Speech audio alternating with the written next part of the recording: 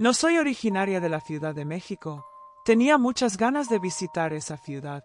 Mi intención era pasear en las trajineras, conocer las chinampas. Para quien no las conoce, son espacios de tierra que están dentro del agua. Anteriormente era una forma de cultivar plantas, verduras y hortalizas, en la que el agua era el principal recurso. Fue la manera en que los pueblos originarios realizaban su sistema de cultivo. Cuando conocí Xochimilco fui como turista. Ya sabía a través de las redes sociales y de mis conocidos de ese lugar tan tradicional. Me subí a una trajinera que era una embarcación hecha de madera y adornada con flores coloridas. Ya me habían platicado sobre la isla de las muñecas. Era el lugar que más me interesaba. No fui sola, iba acompañada de 2 de mis compañeras del trabajo. Nos organizamos para poder ir un fin de semana, visitar los lugares, así como las leyendas más conocidas de la Ciudad de México. Como les dije, el lugar que más expectación me causaba era la isla de las muñecas. Cuando nos acercamos a ella, se encontraba en una chinampa con bastante longitud. Nos bajamos de la trajinera y comenzamos a ver que había muñecas colgadas en los árboles, en los arbustos, en lazos. También habían chozas que tenían en su interior muchas muñecas. La apariencia de las muñecas no era agradable, más bien, daban miedo, porque se encontraban en mal estado, algunas sin ojos, otras con su vestimenta deslavada, sucia y desgarrada, incluso. Había una que estaba pintada de rojo y le habían puesto cuernos con los monitos que salían en la rosca de Reyes, así que imaginen cómo estaban las muñecas. También había animales disecados, vi la cabeza de una vaca y un armadillo. El guía de turista nos contó la leyenda de la isla de las muñecas. Quizás para muchas personas ya era muy conocida, pero para nosotras no. Se las cuento, para que se den cuenta de los hechos que después nos sucedieron. Dicha leyenda decía que en esa chinampa vivía un señor de nombre Julián. En una ocasión el hombre encontró a una niña en las orillas de su chinampa. Trató de reanimarla pero no lo logró. La niña había muerto ahogada. Después de lo ocurrido, Julián sintió culpa por no haber podido salvar a la pequeña. Dicen que luego de su muerte, su espíritu comenzó a rondar por los lugares. Julián, para poder calmar el espíritu de ella, recogía de la basura a las muñecas. Lo hizo de esta manera porque no tenía los recursos económicos para comprarlas nuevas. Así fue como el lugar se llenó de tantos objetos. Mientras caminábamos por el lugar, vimos de todo tipo de muñecas. Les aseguro que ninguna estaba bonita, aunque todas estaban horribles. Hubo una en especial que me llamó la atención. De hecho, no solo a mí, sino a la gran mayoría de personas, porque de cierta manera la han convertido en una especie de entidad milagrosa, que ha cumplido deseos a cambio de un pequeño tributo o regalo que se le deje. Esa muñeca tenía el nombre de Agustina. Estaba vestida con un vestido de color rojo, sentada en una trajinera pequeña que llevaba como nombre Xochimilco. Ahí le dejaban todo tipo de regalos, desde pulseras, flores o cualquier artículo que pudiera servir como obsequio. Me quedé durante un rato pensando cómo una muñeca pudiera tener la facultad de hacer milagros. Una de mis amigas, Marta, le tomó una foto. La vi muy entusiasmada. Creo que ella ya sabía sobre los poderes de la muñeca, porque iba preparada con un obsequio que compró antes de partir a Xochimilco. Marta ya sabía a lo que iba, no se fijó en las demás muñecas. Al contrario, buscó entre todas a Agustina. Cuando la encontró le ofreció el regalo, le habló en voz baja, sin que nosotras pudiéramos escuchar lo que le decía. Después de unos minutos, Marta se unió a nosotras. Le preguntamos qué le había dicho a la muñeca, pero ella no quiso decirnos nada. Continuamos nuestra visita en la isla. Noté a Marta muy emocionada. Estaba más bien eufórica. Me acerqué a ella para preguntarle si se encontraba bien. Ella me respondió que era un día inmejorable. Así continuamos con nuestro paseo. Mientras seguía observando las muñecas, me puse a pensar que esa idea de recolectar tantas muñecas había sido a partir de una situación espeluznante, ya que decían que el espíritu de la pequeña que murió seguía sin descansar. No comprendía el motivo por el que se había hecho tan popular. Más adelante, vimos otras chinampas en las que se veían objetos extraños. Le pregunté al guía de qué se trataba. Él me dijo que era brujería que las personas hacían en esos lugares por la noche. No me quise imaginar lo tétrico que se verán esas chinampas en la oscuridad. En ese momento que pasamos por ahí no me dio tanto miedo, porque iba acompañada de varias personas. Además, el sol estaba en todo su resplandor, así que no me pareció terrorífico. Cuando salimos de Xochimilco, continuamos conociendo la ciudad. Le pregunté a mis amigas a dónde querían ir. Marta me respondió con tanta naturalidad que a cualquier lugar que fueran sería menos interesante que haber llegado a la isla de las muñecas. Le dije que a mí no me había gustado mucho, me había imaginado otro tipo de espectáculo. En cambio, ella seguía emocionada. Después de visitar otros lugares turísticos, nos regresamos a la ciudad de Guadalajara. Cada quien tomamos un auto de alquiler y ahí nos despedimos. En el inicio de semana nos incorporamos a nuestras actividades laborales. Me llamó la atención no ver a Marta detrás de su escritorio. Alicia, mi otra amiga, me dijo que el jefe inmediato le había mandado llamar. Cuando Marta regresó de reunirse con él, venía con una sonrisa. Nos dijo emocionada que la habían movido de puesto. La habían ascendido como gerente regional, pero esto implicaba cambiar de residencia. Le pregunté si estaba de acuerdo en hacerlo. Respondió que no tenía ninguna objeción. Así que en pocos días despedí a mi amiga con la idea de vernos muy pronto en Toluca. Alicia y yo continuamos en nuestras respectivas actividades. En un principio, tratamos de estar en comunicación con Marta, pero cada día ella se distanció mucho. Ambas comprendimos que era por los nuevos retos que tuvo que enfrentarse. Preferimos darle su espacio. Después de varias semanas recibí una llamada. Era de Marta. Me sorprendió que me llamara casi a las 12 de la noche. Ella me preguntó si estaba dormida. Le respondí que no, pero la verdad era que sí me había despertado. Pero como tenía tanto tiempo sin saber de ella, quise escucharla. Cuando oí su voz, casi no la pude identificar. Se oía tan diferente. Solo estaba segura de que era ella porque vi en el identificador que era su número. Le pregunté si se encontrara bien, pero solo se escuchó el silencio. Le dije que si necesitaba de mi ayuda lo haría con mucho gusto. Después de otro silencio, ella comenzó a hablar. Me dijo que todo estaba muy bien. Solo necesitaba escuchar la voz de alguien de confianza. Poco a poco comenzó a platicarme lo bien que vivía al lado de su esposo y de sus hijos. Incluso me dijo que también él había encontrado un buen trabajo. Sus hijos iban a un colegio privado. Marta siguió platicando con entusiasmo la nueva vida que tenía en Toluca. Luego de un rato de charla se despidió y colgó. Me quedé confundida por la forma tan extraña en que lo hizo. Estuve un rato despierta tratando de asimilar los motivos que tuvo para comunicarse a esa hora. Al día siguiente, le comenté a Alicia sobre lo sucedido. Ella también me dijo que le había llamado por teléfono. Coincidía conmigo. Marta estaba rara. Así pasaron varios días sin volver a tener noticias de ella. Aunque Alicia y yo intentábamos comunicarnos con ella, no era posible. Solo cuando Marta decidía que quería hablar con nosotras sucedía la llamada telefónica. Lo malo era que desde el primer día que me llamó, continuó hablando a esa misma hora. Quise pensar que lo hacía así porque estaba llena de ocupaciones, y era el único momento en que tenía tiempo. Cada vez que me sonaba el teléfono era lo mismo. Se quedaba ausente por unos minutos con una voz extraña. Enseguida, poco a poco entraba en confianza y comenzaba a platicar. Una de esas noches que me llamó fue distinta. Creo que fue la primera vez que realmente era ella. Primero me habló con una voz muy baja. Le dije que si no quería despertar a su familia se fuera a otro lugar de la casa, porque casi no le entendía lo que me decía. Así fueron unos segundos, hasta que la comencé a escuchar muy alterada. Me dijo que tenía mucho miedo. En su casa pasaban cosas extrañas, difíciles de comprender. Sin decir nada más me colgó. No quería molestar a Alicia, pero tampoco me podía quedar así. Vi la hora en el reloj. Eran las 2:30 de la madrugada. Con un poco de pena, le marqué a mi amiga. Ella me respondió de inmediato, como si supiera para qué le hablaba. Me dijo que a ella también le había marcado Marta. Ella estaba en una situación de riesgo, pero no sabíamos qué le estaba sucediendo.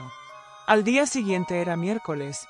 Ese fin de semana teníamos cierre de mes con los proveedores, así que era complicado pedir permiso. Tanto Alicia como yo creímos que no era conveniente que pidiéramos permiso.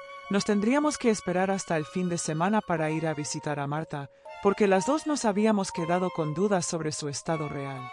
El viernes por la mañana, Hice todo lo necesario para dejar en orden mi casa. Encargué con mi vecina a mis 2 gatos. En cuanto salimos del trabajo nos fuimos hacia la central de autobuses. Nuestro camión salía a las 8 de la noche. Esperamos un rato en la sala de espera de la central. Pronto escuchamos el sonido del altavoz que anunció la salida de nuestro camión.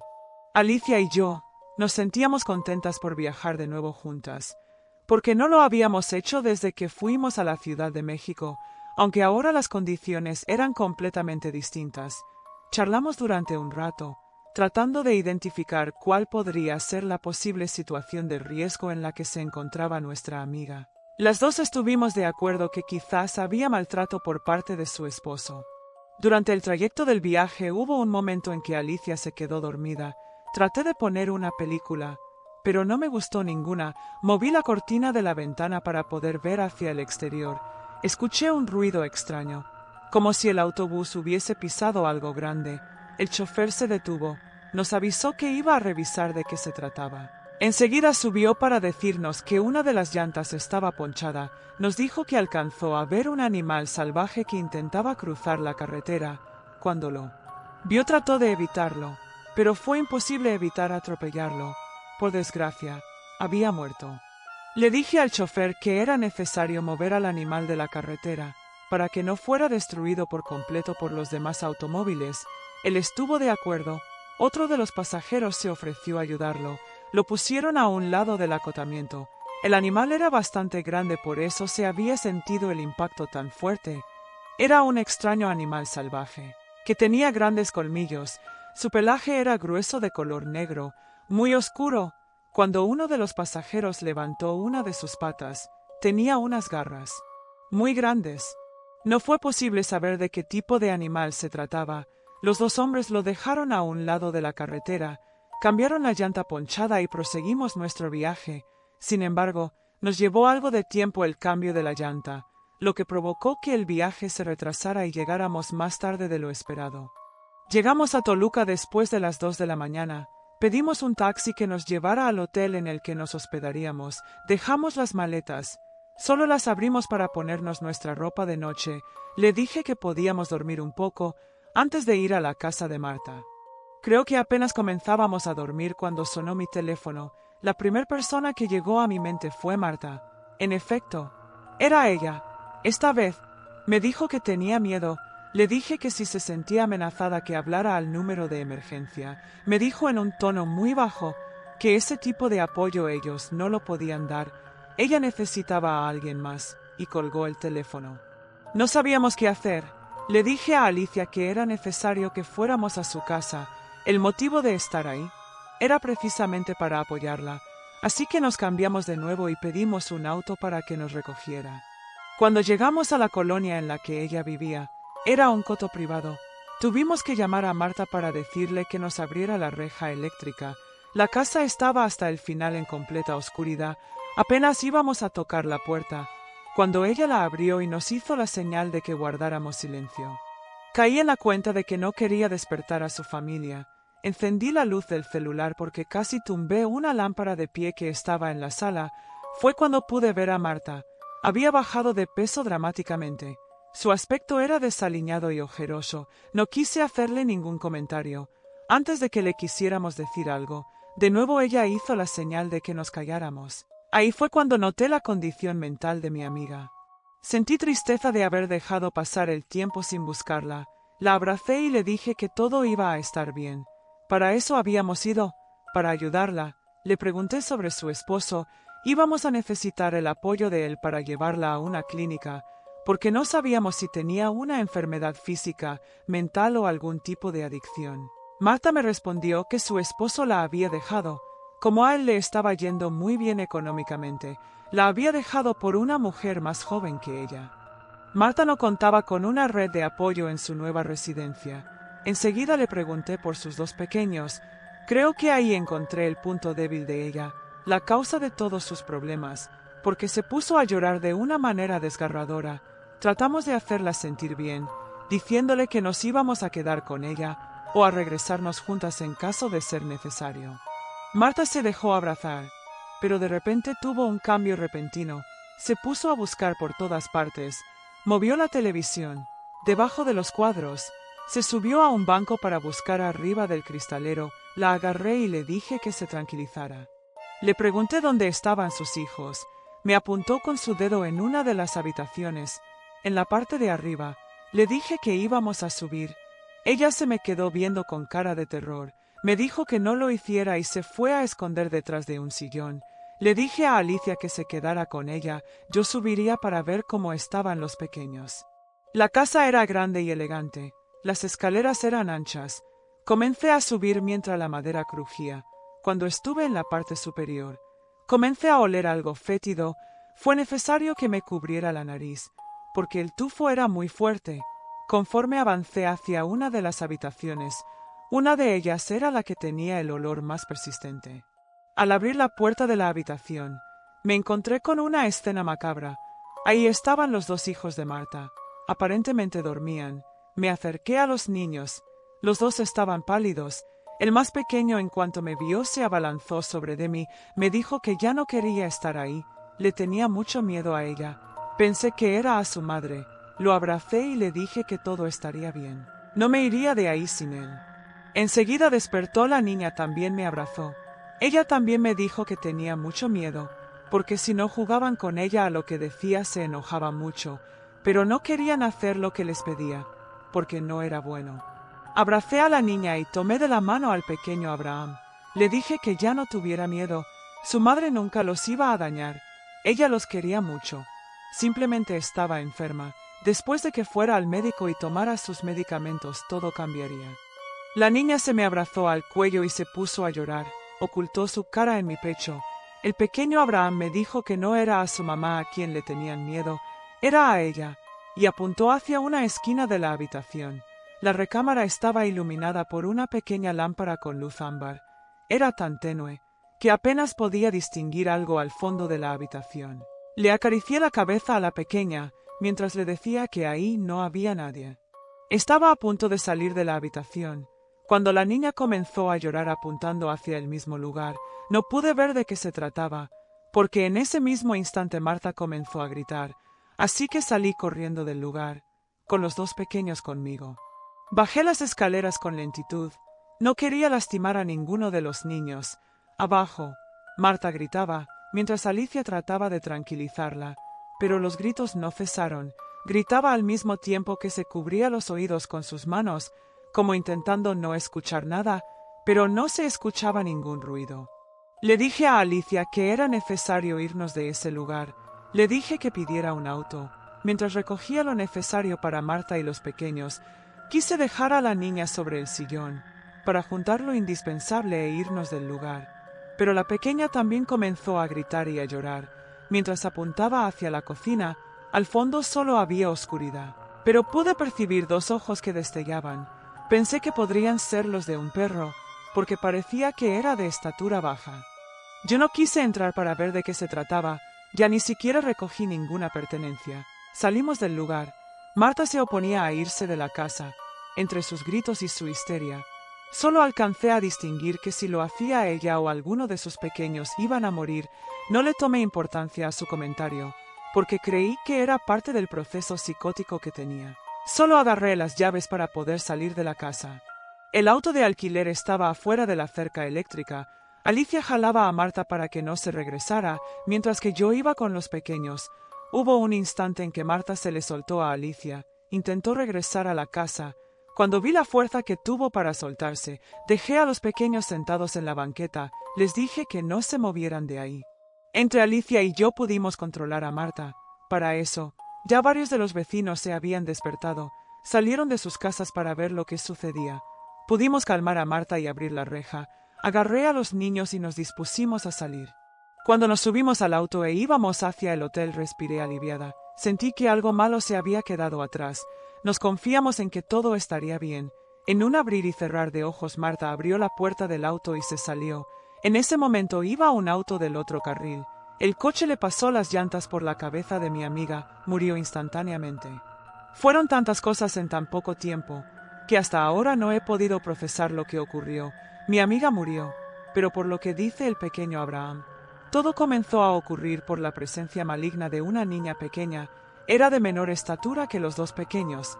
A partir de esa presencia, comenzaron los eventos extraños. Alicia y yo creemos que se trató de Agustina, la muñeca a la que Marta le pidió un deseo. Incluso, creo que aquel contratiempo que tuvimos con el animal que ponchó la llanta del autobús fue por efecto de la muñeca que trataba de que no llegáramos a tiempo. Autor: Adriana Cuevas.